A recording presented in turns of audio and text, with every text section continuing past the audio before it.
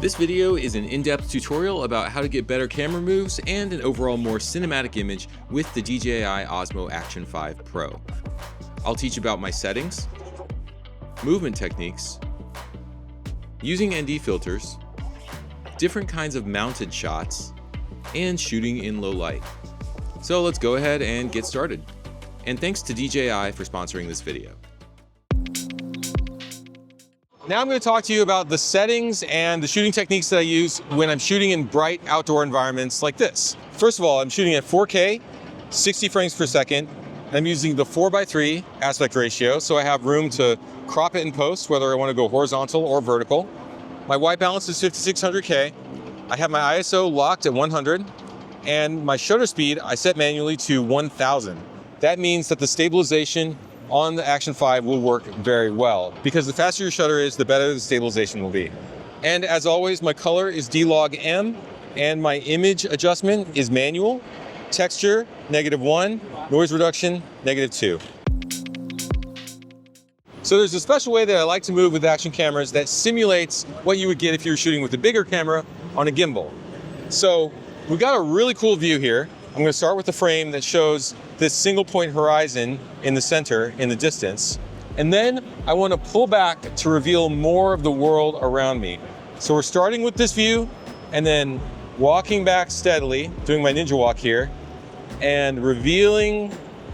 And then at some point, maybe I pan off and we see the SkyTrain passing. I'm constantly introducing new information into the shot.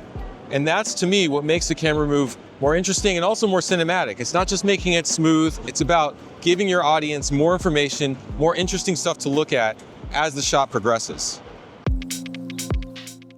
One tip about shooting tracking shots to make them look more dynamic: even if you're moving slowly, if you're in a confined space, like where I am here, there's a low ceiling and also railings on either side of me, that creates more of a sense of motion, and it makes your shot look more dynamic, especially with the wide-angle lens like you have on the Action 5. So when I'm looking for locations to shoot tracking shots, I look for low ceilings and I look for narrow walls to give it more of a sense of motion as I move. One thing that's fun about shooting with an action camera is you can do these sort of FPV horizon rolling shots more easily and with more precision than you can with a camera on a gimbal, because you're directly controlling it with your hands rather than trying to remotely control it with a stick. So in this shot, I want to start with the horizon crooked and put that building in the center of my frame. And then I want to pull back and do like a corkscrew maneuver as I pan over and go under this overpass here. And actually, I could even tilt up at the end and do a spin around and reveal the elevated pathway there. And all these improvised camera movements are really easy to do precisely because, again, instead of trying to control everything with the handle of a gimbal, I'm just moving the camera with my hands and letting the rock steady stabilization smooth everything out for me. Sometimes I don't want my horizon to roll at all. I want a perfectly steady horizon. This would be for maybe if I'm vlogging, or if I just want it to look like a professional gimbal or Steadicam type tracking shot. And in those cases, I use horizon balancing. So that's what I have turned on right now. I can do about 45 degrees of rotation before the horizon balancing starts to interpret the footage as vertical. I'll show you what that means. See, now I went 90 degrees and it thinks that I'm shooting vertically. So this is about how much movement I have before the horizon balancing goes vertical. Okay, now let's try a horizon balanced tracking shot. I'm going to pay no attention to the level of my horizon whatsoever. We're just going to keep it nice and crooked the whole time.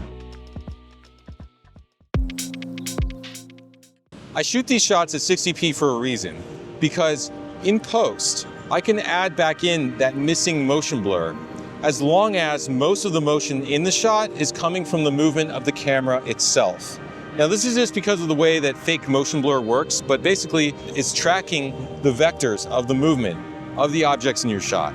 So in this case, it's tracking the movement of the buildings around me and the train, and then blurring those directionally. Now, as long as that movement is fairly consistent and easy for the software to track, then you get a pretty realistic looking motion blur. But if you track a subject that's moving too erratically, or there's too much movement from frame to frame, then you don't get a very good looking motion blur in post, and there's more artifacts in it. So the basic simple rule of thumb is, whenever I'm filming wide shots and the camera is creating the movement, then I'm able to add motion blur back realistically in post. For bright light situations where I want to get real motion blur, I use ND or neutral density filters, which are like sunglasses for a camera. If you're unfamiliar with NDs, this chapter will give you a quick primer on how to use them with the Osmo Action 5 Pro. So right now I'm trying to get a shot of this fountain, but the water looks kind of unnaturally strobey. It looks like the way it would look if you're filming on your phone. And that's because I'm using a really fast shutter speed because it's bright outside. You see there's no blur at all. We're getting sharp frames of the water falling. So to get more natural blur, I need to slow down my shutter speed. The ideal shutter speed when you're shooting 24p is 1/50th of a second. Now we're shooting at 1/50th of a second shutter, and there's more natural blur to the water, but the shot is way overexposed, so it's not usable. So that's the problem we run into here without having a filter in front of the lens. So these are the DJI ND filters that you can use with the Osmo Action 5.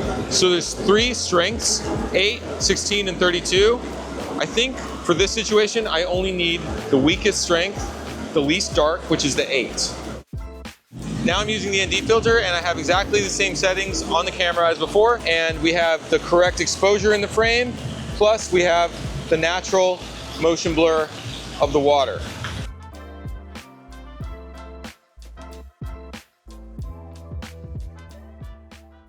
Now I'm standing in direct sunlight. It's pretty bright outside right now. It's almost sunset. So I need a stronger ND strength in order to properly expose this scene with my preferred shutter speed. So that means I switched up to the ND16. And you can see as I pan around that I'm getting natural motion blur. And that's all part of what makes an image look cinematic. It's not just the colors, it's not just the stabilization, it's not just the motion blur, it's all these things combined.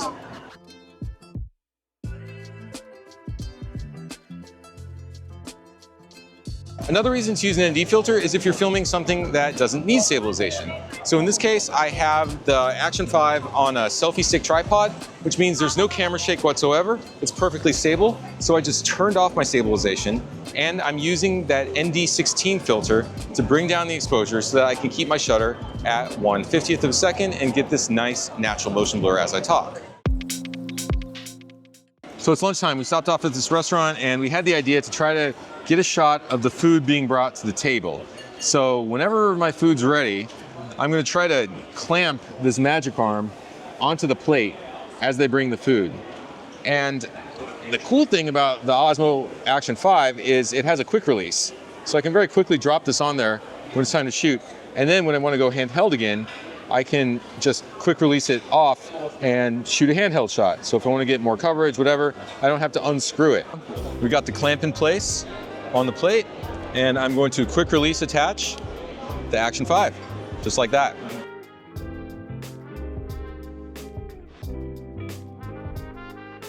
As Brandon drinks his champagne, you can see it from the champagne's point of view.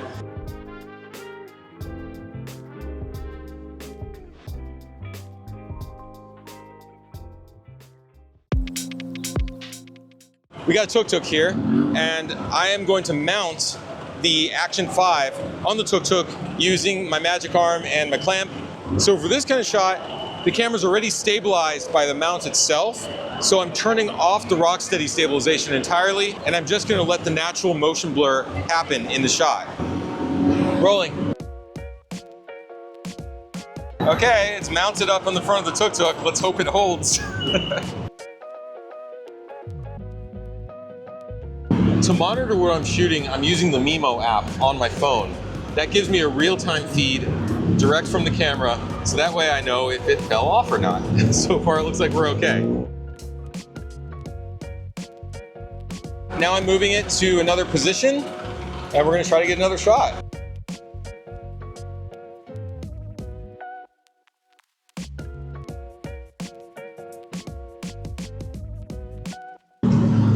So this is an example of a shot that I would only try to do with an action camera because otherwise it's way too dangerous of a mount. I would be worried about dropping and breaking almost any other kind of camera.